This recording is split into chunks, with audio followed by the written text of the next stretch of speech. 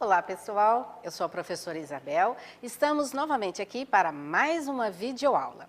E o assunto de hoje vai ser leitura. O que nós vamos ler?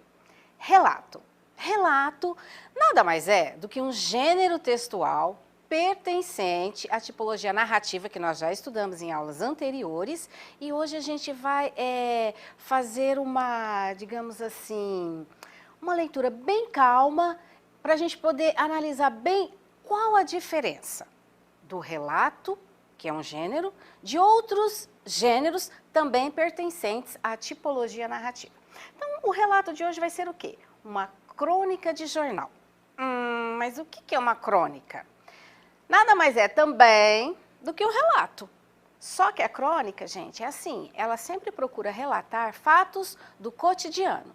Então, o relato também vai falar sobre fatos do cotidiano de algumas pessoas. Então, a gente pode relacionar o relato com uma crônica. No caso aqui, vai ser uma crônica de jornal, por quê? Porque ela foi escrita para ser apresentada em um jornal. Então, vamos lá. Nós temos aqui, ó, vai ser a leitura do texto Inapetência. Quem escreveu esse texto? Essa senhorinha aqui, ó, ela se chama Nina Horta. Ela tem uma coluna num jornal aí famoso. Então, ela escreve o quê? Histórias, né, dela, dos familiares, do cotidiano de algumas pessoas que ela conheça.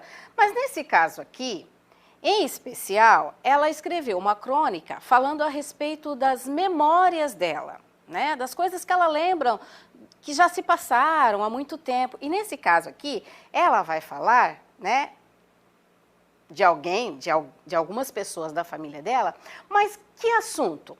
Sobre inapetência. Ah, professora, que palavra que é essa?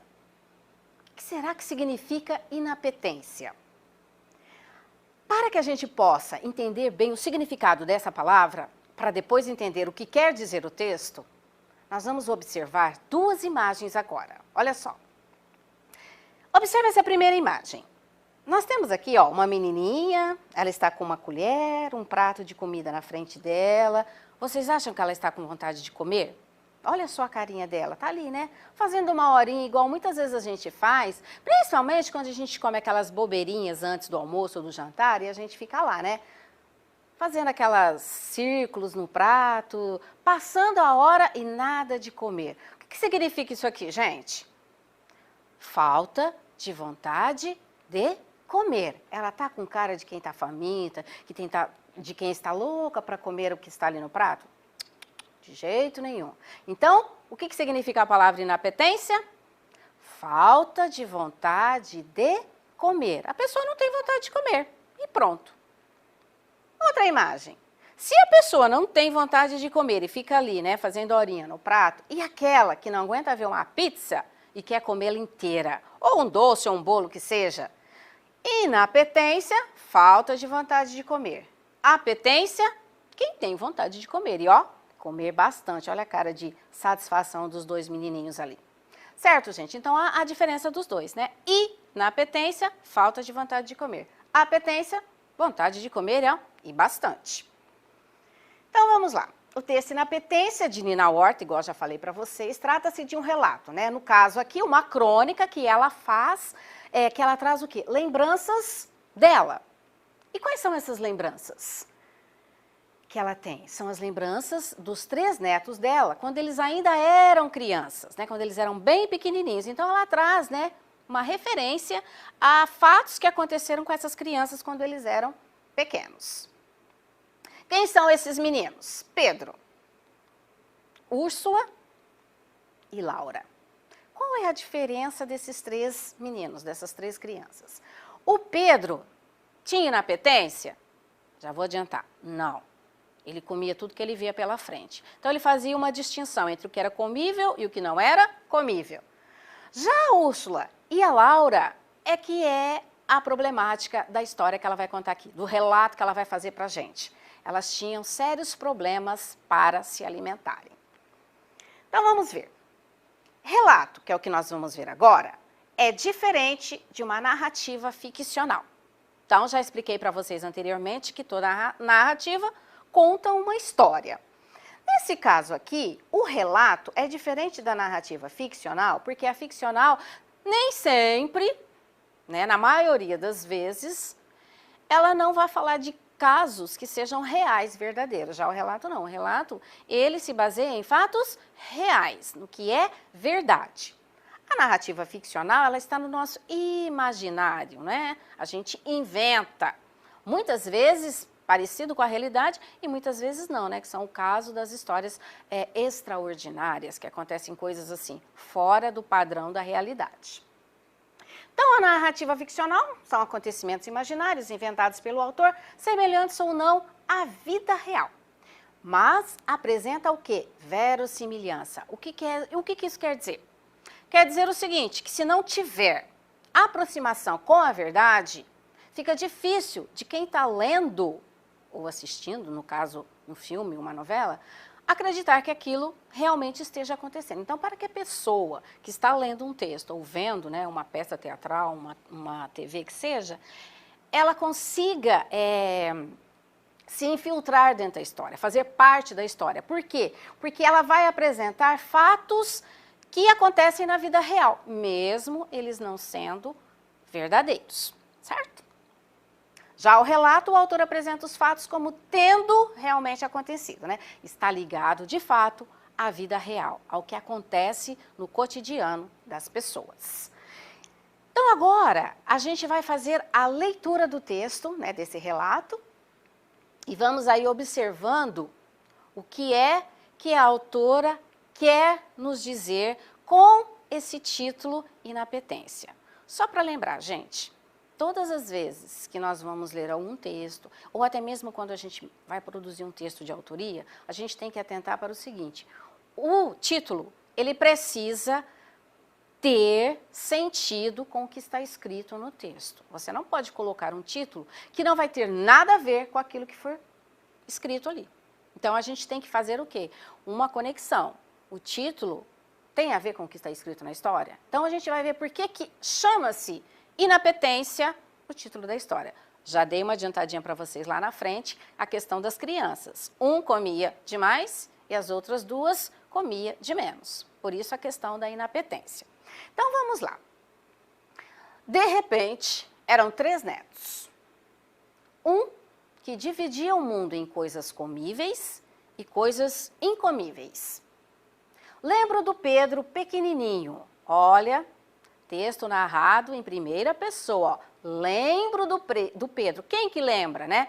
Eu.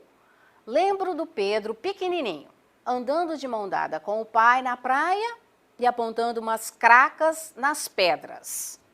É de comer ou não, papi? E se o papi dissesse que sim, goela abaixo, mandava ver, não queria nem saber o gosto que tinha.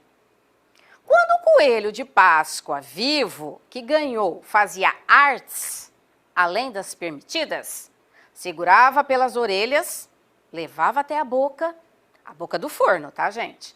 E dizia pro coitadinho do coelho: olha só, o que te espera se você não ficar quieto? O coelho em questão, que nós estamos falando a respeito dele, lá, o coelho vivo da Páscoa, de manhã bem cedo, vinha bater no vidro da sala pedindo pressa no café da manhã. Úrsula, a neta de 5 anos, simplesmente não comia. Lembro que uma vez quis conquistá-la pela boca e levei ao shopping para comer uma batata assada. Gente, vocês já viram aquelas batatas assadas, né? Grandonas, cheia de coisas lá dentro, né, gente? Estrogonofe, né? Queijos, fica um negócio do outro mundo. De comer com os olhos, mas a menina queria. Na mesma hora, percebi o erro. Com a cara desolada dela, frente àquela imensa batata, imensamente cheia de queijos. Só faltou chorar. Impossibilitada de sair correndo e deixar para trás aquele perigo untuoso, né? Pura gordura. Uma vez, a mesma neta, tá, gente? Estamos falando dela ainda. Uma vez, encheu-se de coragem e resolveu ir a Paraty Paraty, gente, é uma cidade que fica lá no Rio de Janeiro. Uma cidade mais histórica, tem praias, tudo mais. Então, ela encheu-se de coragem e resolveu ir a Paraty com o avô e a avó, fazendo de tudo que quiséssemos. Ou seja, a menina, para agradar os avós, concordou em fazer tudo o que eles queriam para que assim ela pudesse ter o passeio, né? Então paramos na orgânica fazenda Santa Bárbara, que não tinha refrigerantes, só sucos e todo o resto verde que costuma acontecer em lugares vegetarianos. Pessoal, o que são lugares vegetarianos? Tem gente que não come nenhum tipo de carne, então eles são chamados de vegetarianos. Eles só comem o quê? Frutas, verduras, legumes, nada de carne. O que aconteceu? A certa altura da escolha, pendurou os olhos em nós e suplicou.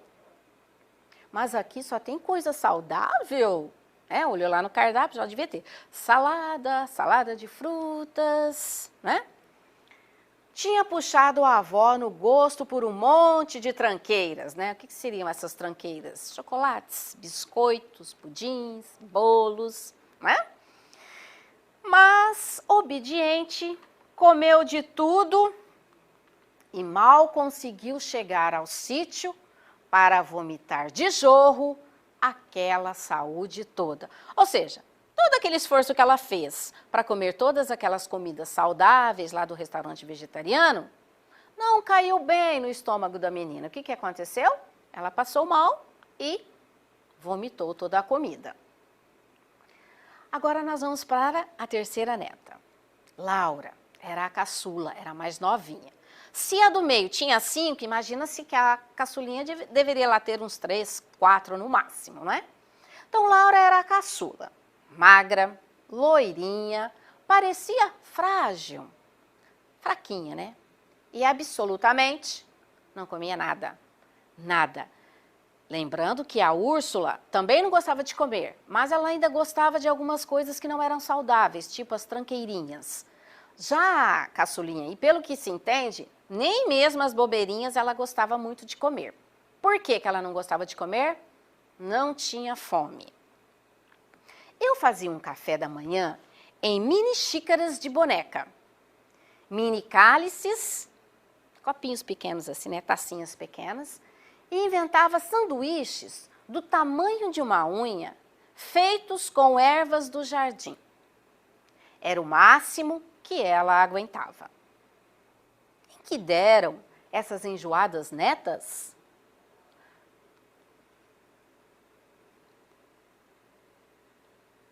Em que deram essas enjoadas netas? O que será que aconteceu com elas, né, gente? Será que elas continuaram na vida adulta dessa forma? Ou não? Vamos ver agora o que aconteceu. Gente saudabilíssima. O que quer dizer saudabilíssima? Com muita saúde. Que come de tudo. A Úrsula passou as férias numa ilha de pescadores e mandou fotos de lagostas quase vivas. De moquecas, gente, feitas de peixes jamais vistos. Pedro, que é aquele que comia de tudo, que nunca vacilou no caminho de comer bem, vocifera contra os restaurantes de grife. Odeia comida ruim. Odeia comida cara. E até é um especialista em carnes e cozinha muito bem. E a Laura? A magrela irritante? De presente de aniversário pediu um jantar no DOM, no Dom, que é um restaurante de grife, sabe? Alta gastronomia. Foi lá vestida para matar, muito chique, né? Esse vestida para matar refere-se a um filme. Graças à importância da farra do aniversário. Nessa semana, de mochila nas costas, de férias do seu sabático inglês, marcou hora no Noma. Noma é outro restaurante chiquérrimo. E vai comer lá. Espero que o cozinheiro tenha mudado o menu, porque não aguento mais ouvir falar em camarões vivos mordendo a ponta da língua dos clientes. E no caso, a ponta da língua da minha neta. E o que vocês todos têm a ver com isso? Ah, gente, é só um consolo para pais aflitos. Esqueçam, tenham calma. É assim mesmo. As crianças enjoadas estão só pensando no que vão comer um dia até se fartarem. Vão aprender e gostar muito daquelas coisas que nós enfiávamos nas goelas deles, em colherinhas, aviõezinhos. Juro, pode ter certeza, fiquem despreocupados. Então, gente, a Nina Horta nesse texto quis dizer o quê? Apaziguar os pais, né, que têm aflição de ver os filhos que não conseguem comer muita coisa ou que não conseguem comer nada. Eles vão aprender a comer um dia. Fato que ela deu aqui o exemplo dos netos dela, que não comiam nada e depois de adultos comiam até coisas muito estranhas. Então é isso, gente. A aula de hoje foi essa leitura legal que nós fizemos aqui. Espero que vocês tenham gostado e até a próxima aula.